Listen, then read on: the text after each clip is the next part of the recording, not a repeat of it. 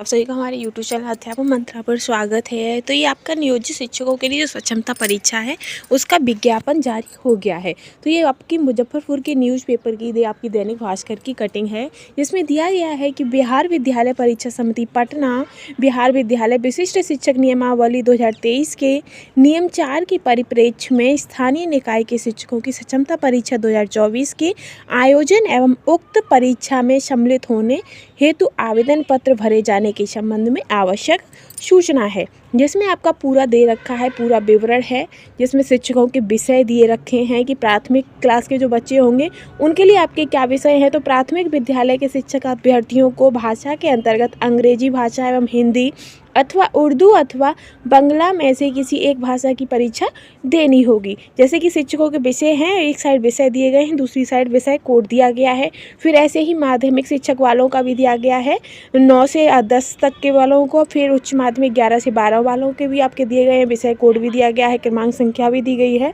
साथ ही अध्यापकों की जो श्रेणी रहेगी वो 1 से 5 तक के अध्यापक रहेंगे, और फिर 6 से 8 तक के लिए, और 9 से 10 और 11 से 12 के लिए रहेंगे। जो 1 से 5 के अध्यापक होंगे उनके भाषा का प्रश्न पत्र होगा, और सामान्य अध्ययन का और सामान्य विषय का। तो इनके 30 प्रश्न भाषा के होंगे, और सामान्य अध्ययन के 40, और सामान्य विषय के होंगे 80 प्रश्न। ऐसे ही बाकियों के भी हैं, 30 प्रश्न भाषा के हैं, 40 प्रश्न सामान्य अध्ययन के, और 80 प्रश्न आपके संबंधित विषय के हैं। इसी कैटेगरी में आपकी जो पासिंग मार्किंग है उसके संबंध में भी आपका दिया गया है।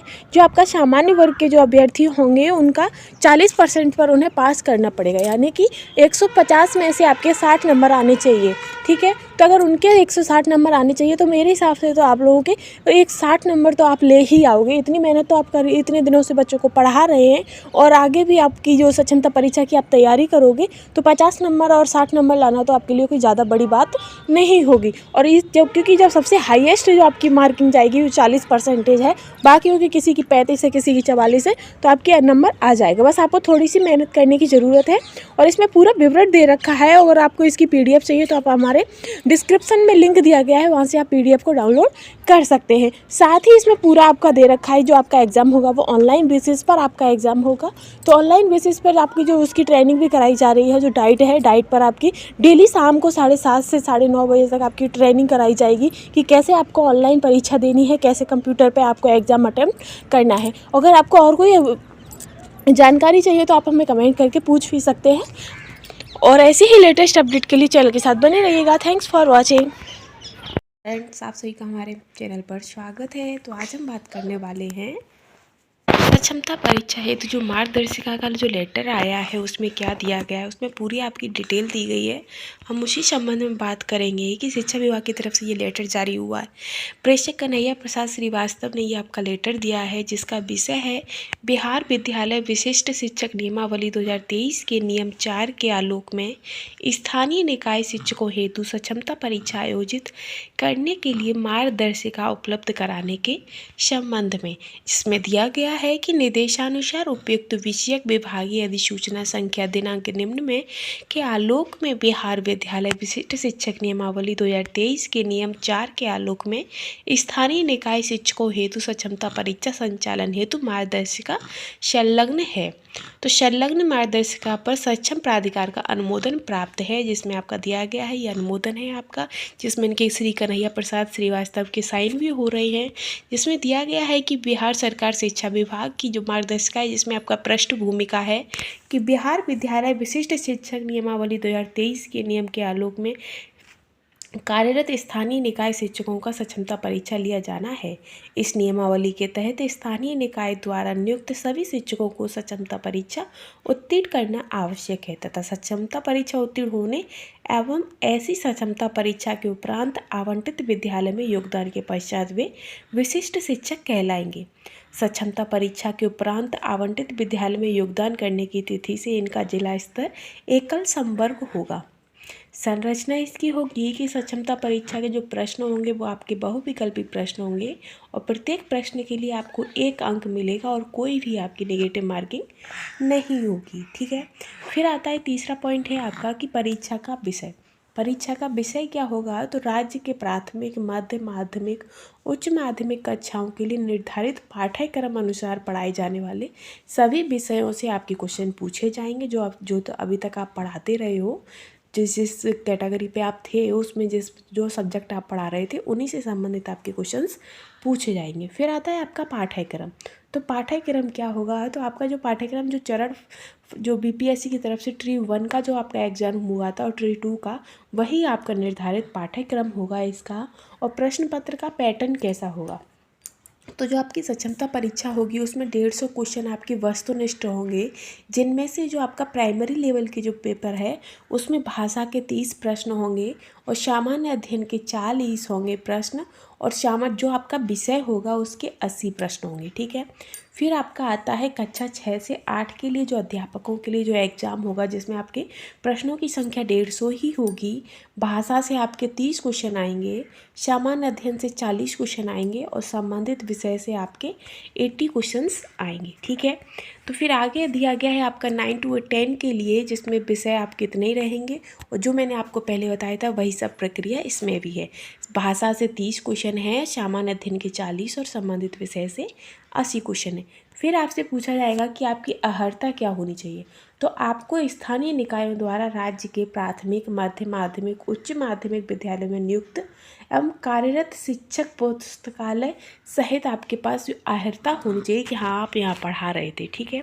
फिर आता है परीक्षा शुल्क। जब आप आवेदन करोगे तो उस आवेदन के लिए आपके कितने रुपए आवेदन लगेंगे, तो आपके 1100 रुपये आपका परीक्षा शुल्क लिया जाएगा। ठीक है। फिर आता है कि आपकी जो एग्ज़ाम होगा वो किस तरीके से होगा, तो जो आपका एग्ज़ाम की जो प्रक्रिया होगी, परीक्षा प्रक्रिया और अवधि, तो जो आपका एग्ज़ाम है वो आपका होगा कंप्यूटर पर, यानी कि ऑनलाइन आपका एग्ज़ाम लिया जाएगा कंप्यूटर के माध्यम से। और इसकी जो अवधि होगी वो आपकी अवधि वही होगी जो नॉर्मल पेपर की होती है, 2.5 घंटा की अवधि होगी। इसमें ये भी होता है कि आपका अगर कंप्यूटर पे एग्ज़ाम, जैसे सभी का अगर जल्दी शुरू हो गया और आपका थोड़ा 5 मिनट लेट स्टार्ट होता है अगर, तो आपका जो एग्ज़ाम होगा वो आपको एग्ज़ाम भी आपका लेट ही जमा होगा। ऐसा नहीं है कि अगर आपने 5 मिनट पहले एग्ज़ाम दिया था और 5 मिनट बाद नहीं, आपको बस करेक्ट कंप्यूटर पर आपका जो टाइमिंग होगी वो आपको 2.5 घंटे कंप्लीट करने, ना ही आप उससे पहले भी नहीं छोड़ सकते हैं और बाद भी नहीं। ठीक है। फिर आते उत्तीर्णांक, यानी कि आप कितने नंबर पर पास होगे। उत्तीर्णांक यानी कि आपके कितने नंबर आप ले आओ कि आप पास हो जाओगे। तो इसमें क्लियर दिया गया है कि जो सामान्य वर्ग के होंगे जर्नल की, वो 40% पर पास होंगे, यानी कि अगर वो 150 में से 60 नंबर भी ले आते हैं तो वो पास हो जाएंगे। तो आप सोच लीजिए कि बस आपको उत्तीर्ण करना है या एग्जाम पासिंग मार्किंग लानी है। तो जब 60 नंबर इसके हैं तो बाकियों के तो और ज़्यादा कम होंगे, तो कम से कम आपको 60 नंबर ले आए आप तो आप पास हो जाएंगे। फिर आगे है प्रमाण पत्र। तो सक्षमता परीक्षा उत्तीर्ण सभी अभ्यर्थियों को बिहार विद्यालय शिक्षा परिषद द्वारा उत्तीर्णता प्रमाण पत्र निर्गत किया जाएगा, जिस पर परीक्षा नियंत्रक बिहार विद्यालय परीक्षा समिति का कंप्यूटर जनित हस्ताक्षर भी होगा। आगे दिया गया है आपका कि सक्षमता परीक्षा के प्रत्येक गतिविधि हेतु जो समय सारणी है वो क्या होगी। तो विज्ञापन प्रकाशन जो है आपका वो 26/1/2024 को हुआ है। ऑनलाइन आवेदन की जो आपकी प्रक्रिया होगी वो आपकी 1 फरवरी से 15 फरवरी तक आपके ऑनलाइन आवेदन स्टार्ट हो जाएंगे। और जो आपका एडमिट कार्ड डाउनलोड होगा वो 5 फरवरी से 16 फरवरी के मध्य में आपका एडमिट कार्ड भी डाउनलोड होने लगेगा।